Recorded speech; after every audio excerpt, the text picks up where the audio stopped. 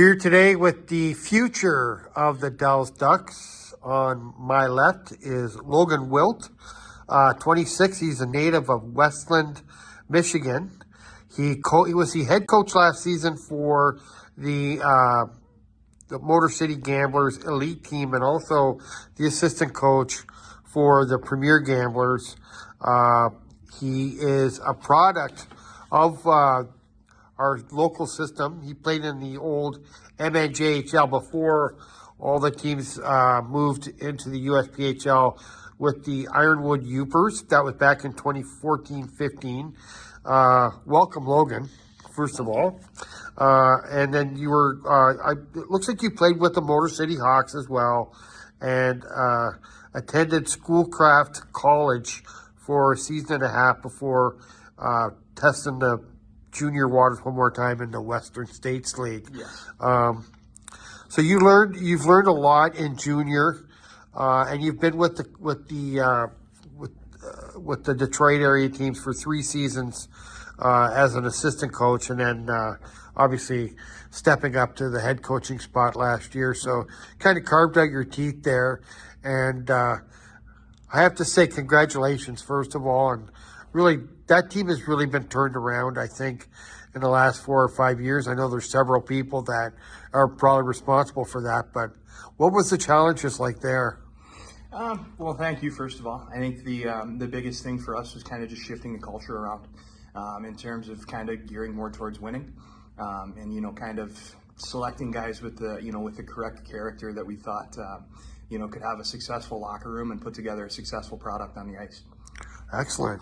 Then on the right is Chase Crawshaw from Shelby Township, both from that Detroit area, very big hockey area. You have worn a lot of hats in the last 3 years with experience as a general manager, a scout, and also as an assistant coach.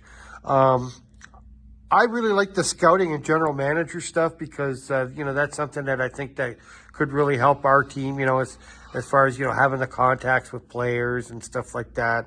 But what's it been like for you? I mean, they're kind of 3 pretty different jobs.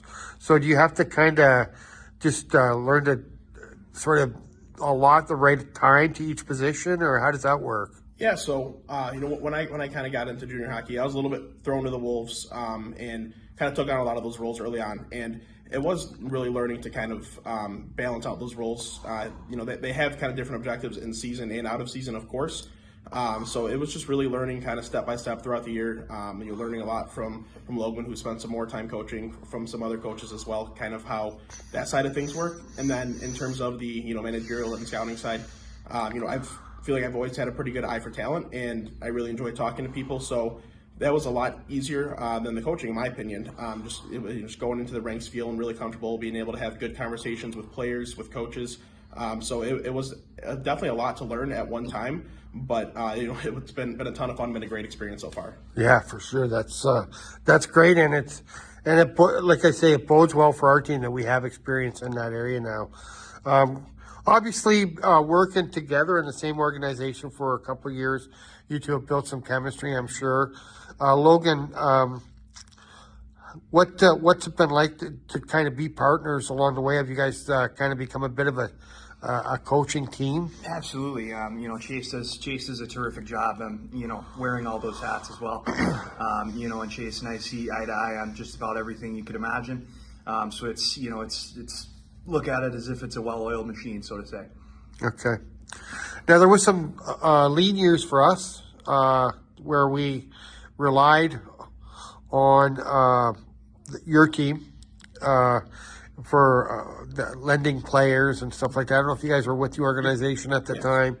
But the thing that I loved about the players that came from, I think it was the Fighting Irish at the time, the thing I loved about the players that came here from there was that they had a real solid work ethic, and they just wanted to play.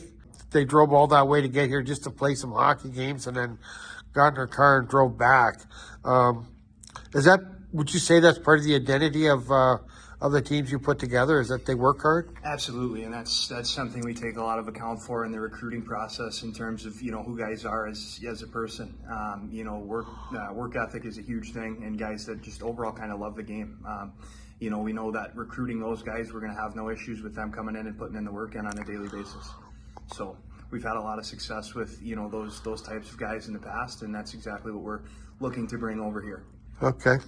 And then as far as the general manager part goes, I would think a lot of that job is to really study the league and see the players and know, put a face to, to the abilities of players and stuff like that, which, I can think of many times when the Ducks were, maybe halfway through a season, we could have used a player that did this or did that.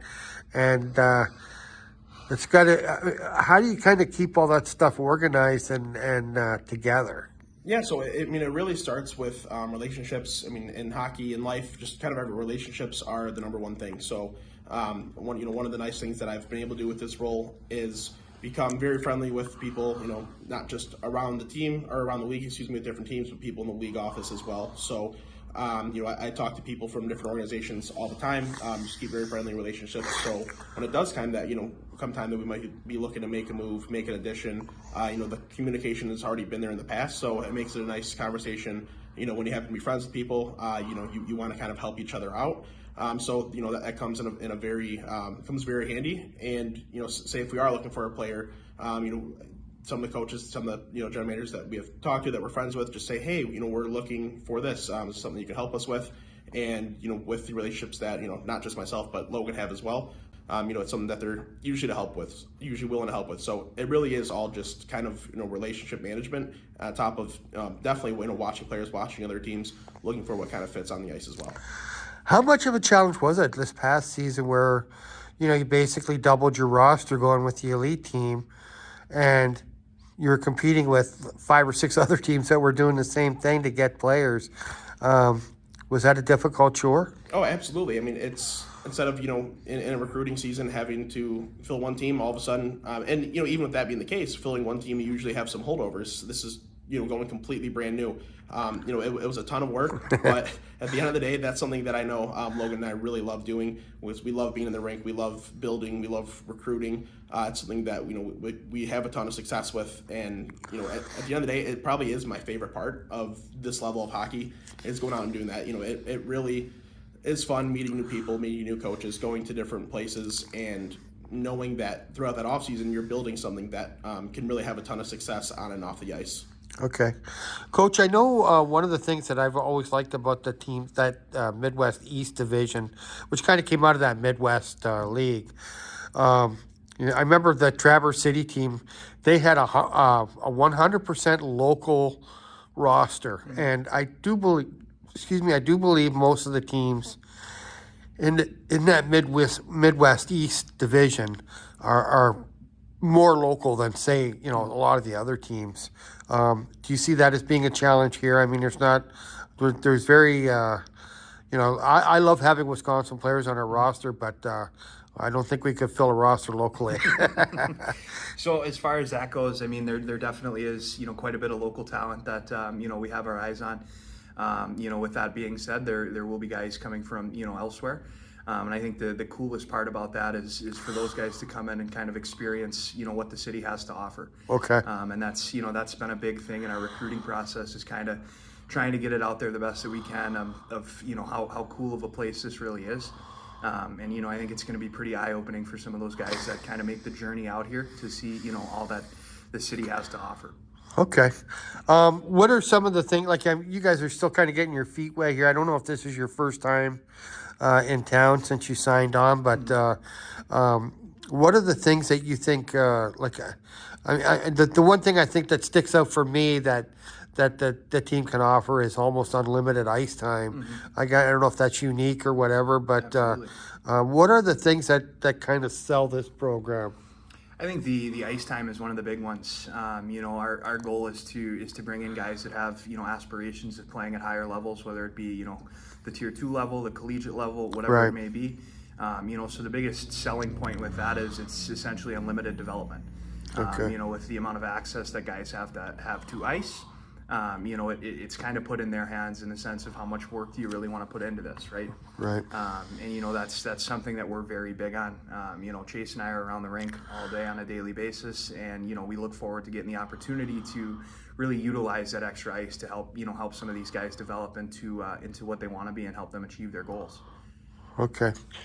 And Chase, I'm kind of jumping around a little bit here. I guess I apologize for that, but I'm just wondering, with you being the GM, I mean, your primary job right now obviously is to get bodies for the Dallas Ducks for the upcoming season. Do you two work in tandem a lot, or do you guys go to the same tournaments and stuff like that, or does most of that kind of fall to you? No, we definitely kind of tag team all of it, just because we are so like-minded, and the systems that we want to run, the culture we want to build are so similar that we know we can go to an event, and it makes it a bit easier to try to talk to multiple players. Having one person go, it's certainly doable, but if you can go to a showcase with two, or sometimes even three people, if that's an option, it just gives you a much wider range to be able to talk with different players, talk with different coaches. If you have longer conversations with players, you can have different viewpoints by having myself and Logan in those conversations. So we definitely do our best to attend as many events together as possible, just because we know it really opens up our options at these events. Okay. When you go to these events, I this is one of the things that's always kind of intrigued me, because, I've gone to a lot of these showcase events and things like that. You guys are going to have a full schedule of them this summer, I'm sure. But I find it difficult myself with, a bunch of guys that are playing shinny, basically. And, there's not a lot of defense on the ice or anything. But how do you find the players that have the traits that you're looking for in these scrimmage games? So it's exactly what I said. You have to look for more of traits than anything. So you're looking for skating ability, puck handling ability, how they shoot, where they shoot from, what their work ethic is, if they're willing to play on both sides of the puck.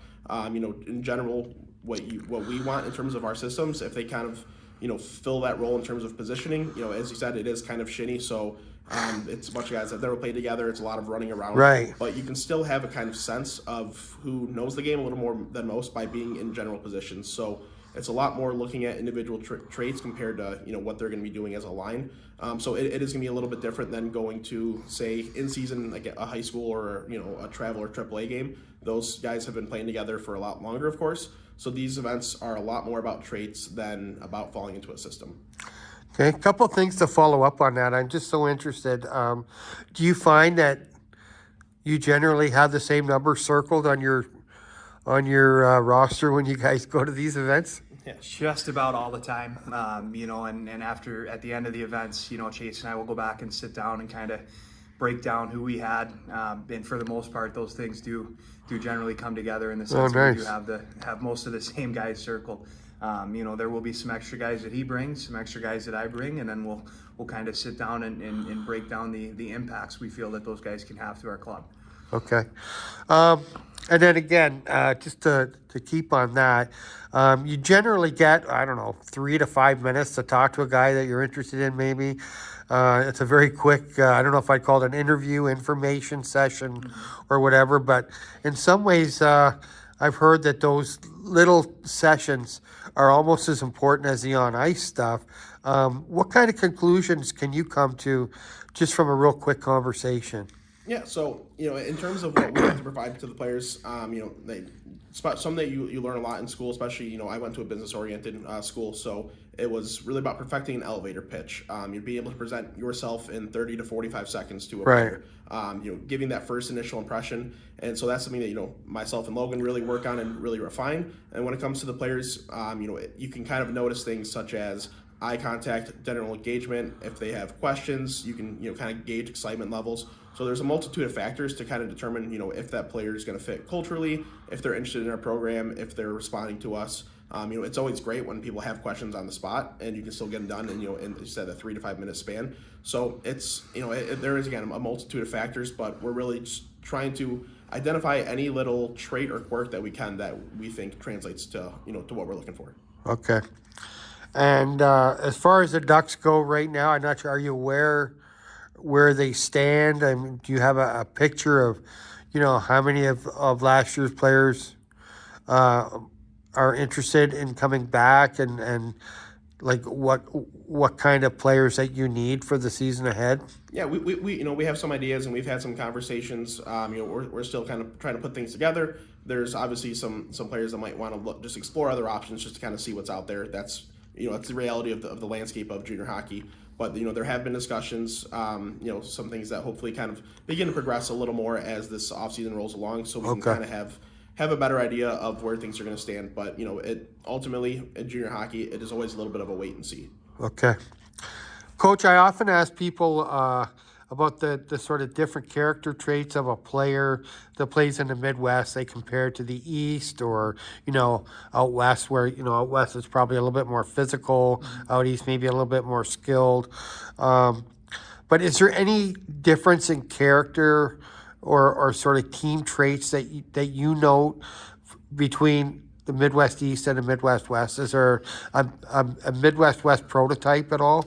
I think the biggest difference is essentially physicality. I look at I've done a lot of background on a lot of the teams. As over the past 3 years, we've had the pleasure of meeting them in games as well.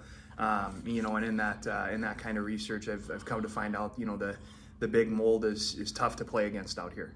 And that's something I'm looking forward to. I think that's an environment that we'll thrive in, and it's a brand of hockey that we tried to put together in Motor City and have a lot of success with. And look forward to kind of transitioning that over to the Midwest West division. So you think? So your theory is that the Midwest West is a little bit more physical than the Midwest East? Oh, interesting. Okay, and that suits you well, because that's the to me that's the a player from Detroit that carries that. Like, I mean, the Detroit teams have always been tough to play against. If you took the 2 points, at least you knew you were in a game whenever you played Detroit. I remember that very well. So that seems to suit you very well. Absolutely. Was it the game that you played too? Yes. Okay. Yes. And it's something we try to, I guess, teach our players in terms of being tough to play against, right? Everybody needs to know that when you come into our building, if you're looking for 2 points, you're going to have to be earned. And nothing is given for free here, and that's really what we're looking to build. Okay. Now, obviously, you two are coming to a new area. You need to settle in. You got to. I'm sure you have a busy off season ahead of you. How do you see things working out over the next couple months here? Are you guys going to be? I'm assuming mostly on the road, but you're going to be spending some time here too, or? Absolutely. We do have a few more trips scheduled back out here before we make the full move. Obviously the recruiting season is a long one, and there will be, a ton of travel inside of that. But we definitely look forward to all of our trips back out here, especially before the move. Yeah, I wish you guys luck putting together the team. It looks like you have a great partnership already, and you're up to the challenge. Clearly, not intimidated by having to fill a roster, having filled twice as many players in the past couple of seasons. So good luck in the Dells, and hopefully this is the beginning of our rise through the Midwest West standings. Absolutely. Thank you. Thank you very much. Good luck, guys.